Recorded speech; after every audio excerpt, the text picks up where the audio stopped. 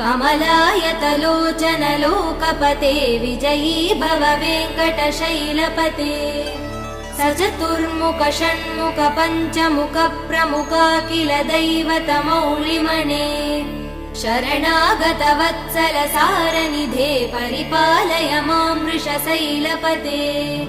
अतिवेलतया तव दुर्विषहै अनुवेल कृदै प्रपराध सदैः हरितं त्वरितं वृषशैलपते परया कृपया परिपाहि हरे अधिवेङ्कटशैलमुदारमते जनताभिमतादिकदानरतात् परदेवदया गदितान् निगमै कमलादयितान् परं कलये